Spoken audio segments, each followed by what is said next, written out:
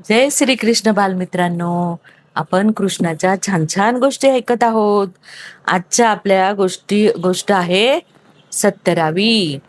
याच्या आधी आपण एकूण 70 गोष्टी ऐकल्या. आजची 70वी गोष्ट आहे. तर आजच्या गोष्टीचं नाव आहे भगवान श्रीकृष्णाची दिनचर्या. बघा, आपली पण दिनचर्या असते की नाही. आपण सकाळी उठतो, ब्रश करतो, स्कूलला जातो, है की नाही, अभ्यास करतो. तशी भगवंताची कशी दिनचर्या होती हे आपण या गोष्टीतून बघणार आहोत.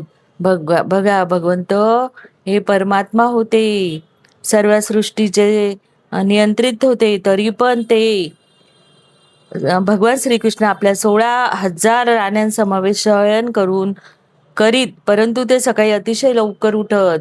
बघा, कोंबडा आरवतो की नाही खेड्यामध्ये अजूनही, कुकुच कू करतो, तेव्हा ते उठत असत. सूर्योदयापूर्वी 3 तास अगोदरच, म्हणजे 7 वाजता जर सूर्य उगवत असेल तर हे 3 तास आधी, म्हणजे 5 वाजताच उठायचे. 5, 6, 7, 3 तास आधी. आणि निसर्ग व्यवस्थेनुसार कोंबड्याचे आरवणे ब्रह्ममुहूर्ताची सूचना देते. आणि अशा ब्रह्ममुहूर्तावर उठून ते काय करत होते उठल्यावर? तर त्यांचे आधी ते हाताचं दर्शन घेत होते, नंतर मग धरती मातेचं दर्शन घेत होते, आणि मग ते नंतर ध्यानधारणा करत असत. सकाळी उठताच ते मुखमार्जन करीत, हातपाय धुत आणि लगेच आसन लावून स्वतःचे ध्यान करीत. तथापि त्याचा अर्थ असा नाही की ते आपण या आसन लावून स्वतःचे ध्यान करावे. ते श्रीकृष्ण भगवंत असूनही ते त्यांचेच ते ध्यान करीत असत. तसंच आपण बघतो की संस्कृतात सोहम नामाभिधान दिले गेलेले सामान्य माणसाचे आत्मचिंतन हे केवळ अनुकरण आहे. श्रीकृष्ण स्वतःचे चिंतन करतील, कारण ते परिपूर्ण आहेत.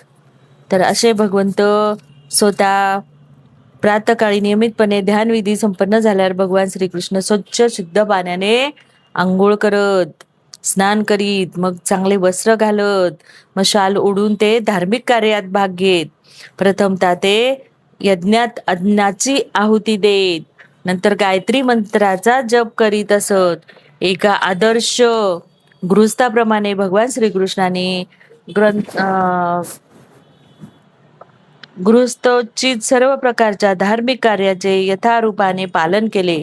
सूर्योदयाच्या वेळी ते सूर्यदेवाची प्रार्थना करून सूर्याला अर्घ्य देत, आणि देव, ऋषी, पितृगण यांना योग्य ते सन्मान अर्पण करणे व गृहस्थाश्रमी मनुष्याचे कर्तव्य असल्याचे सांगितले आहे.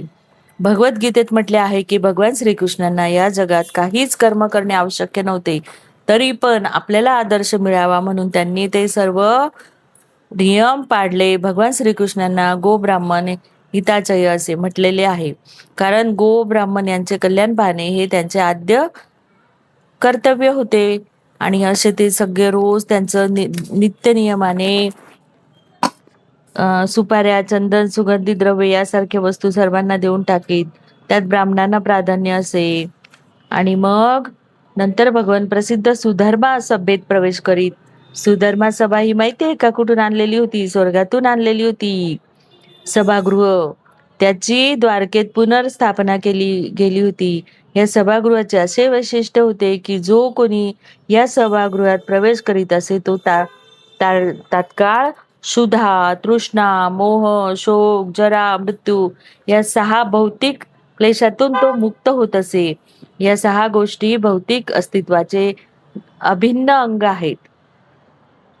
तर असे भगवान, अशा राजाची एकूण 20,000वर संख्या होती, आणि ही व्यक्ती सर्व बंदी करण्यात आलेल्या राजाचा प्रतिनिधी म्हणून भगवंतासमोर उपस्थित झाली. तर कोणत्या राजाच्या विरुद्ध त्यांनी आणलं होतं? तर जरासंध. आपल्याला माहितीच आहे, जरासंधाने कितीतरी राजांना, 100 राजांना इथे दिलेल्या अशा राजांची एकूण 20,000वर संख्या होती. आणि ही व्यक्ती सर्व बंदी करण्यात आलेल्या राजांचा प्रतिनिधी म्हणून भगवंतासमोर उपस्थित झाली होती. भगवंतासमोर आल्यावर तो मनुष्य प्रत्यक्ष स्थितीचे वर्णन करू लागला.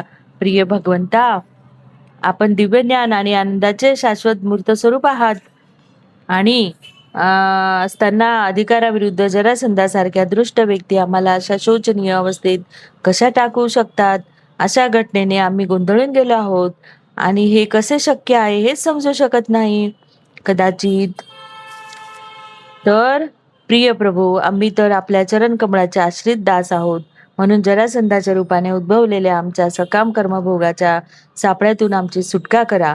प्रिय भगवंता, जरासंधाला 10,000 हत्तीचे बळ आहे हे आपणास ज्ञात आहे आणि आपल्या बळाच्या जोरावर त्याने आम्हाला बंदिस्त टाकले आहे. ज्याप्रमाणे एखादा सिंह मेंढ्याच्या कळपाला गोंधळात टाकून रोखून धरतो, तशी त्याने आमची स्थिती केली आहे. प्रभू, आपण अगोदरच जरासंधाबरोबर 17 वेळा तुम्ही त्याला युद्धात धूळ चारलेली आहे.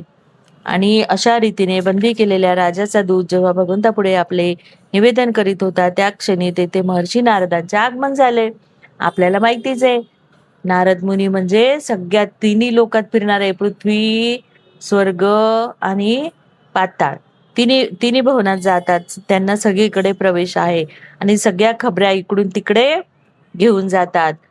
पृथ्वी लोकातली खबर स्वर्गात, स्वर्गातली पाताळात, पाताळातली पृथ्वीवर, असे हे तिन्ही लोकात फिरणारे ब्रह्मर्षी नारद होते. नारदांचे अकस्मात आगमन झालेले पाहून भगवान श्रीकृष्ण आपले मंत्री आणि सचिवासहित तात्काळ महर्षीचे स्वागत करण्यासाठी उठून उभे राहिले. प्रिय देवर्षी, त्रिलोक्यात सर्व काही सुरळीत चालले आहे असे मला वाटते. या विश्वात स्वर्ग, मृत्यू आणि पाताळ अशा सर्व लोकात तुम्ही भ्रमण करतात. आणि अशा भ्रमण करणाऱ्या नारदांनी श्रीकृष्णाला सांगितले, युधिष्ठिर महाराजांचे ऐश्वर्य काय सांगावे. अहो, त्यांनी या भूलोकीचे वैभव प्राप्त केलेले आहेत. आणि प्रिय प्रभू, आपण परमात्मा ब्रह्म पूर्ण पुरुषोत्तम आहात, जो श्रवण, कीर्तन आणि स्मरणासारख्या विहित पद्धतीनुसार स्वतःला आपल्या सेवेत जोडून घेतो, तो भौतिक प्रकृतीच्या गुणदोषापासून मुक्त होतो. मग त्यांनी सांगितलं की युधिष्ठिर हा राजसूयज्ञ करणार आहे आणि राजसूयज्ञ द्वारकेच्या सुधर्मा सभेत नारदांनी आगमन होण्या अगोदर भगवान श्रीकृष्ण आणि त्यांचे जरासंधाच्या राज्यावर कशी चढाई करावी याविषयी विचार विमर्श करीत होते. त्यांनी तो विषय गंभीरतेने विचारात घेतला होता. त्यामुळे भगवान श्रीकृष्णाने युधिष्ठिराच्या महाराजसूयज्ञासाठी हस्तिनापुराला जाण्याविषयीची नारदांची सूचना त्यांना फारशी रुचली नाही. आपल्या सहकार्यांचा मनोदय भगवान श्रीकृष्णाने ओळखला होता, कारण ते भगवान ब्रह्मदेवाचेही नियंत्रक आहेत. अशा वेळी त्यांना समजूत घालण्यासाठी ते उद्धवाला म्हणाले, प्रिय उद्धव, तू माझा सदैव हितचिंतक, आंतरिक सुहृद आहेस. मी तुझ्या करवीच सर्व गोष्टीचा विचार करू इच्छितो, कारण तुझा सल्ला नेहमीच योग्य असतो. तू सर्व स्थिती पूर्ण रूपाने ओळखतोस आणि मग माझा तुझ्यावर विश्वास आहे. तेव्हा तू सांगशील तसा मी वागेन. भगवान श्रीकृष्ण जरी एखाद्या सामान्य माणसाप्रमाणे वागत होते, तरी त्यांना भूत, भविष्य आणि वर्तमान सर्व काही माहीत आहे. ही गोष्ट उद्धवाला माहीत होती, तरी भगवान त्यांच्याशी सल्लामसलत करू इच्छित होते. म्हणून त्याने भगवंताची एक सेवा म्हणून बोलण्यास सुरुवात केली. आणि मग ते राजसूयज्ञाचं आपण पुढच्या गोष्टीत बघू. अशी भगवंताची दिनचर्या होती. मग आपण पण आपली दिनचर्या नियमित केली पाहिजे. भगवंताचं नामस्मरण केलं पाहिजे. आपले कर्तव्य आपण पार पाडले पाहिजे. अशा श्रीकृष्ण भगवंताला आपण नमस्कार करू, वंदन करू कोटी कोटी. आणि पुढच्या गोष्टीत पुन्हा आपण भेटू. जय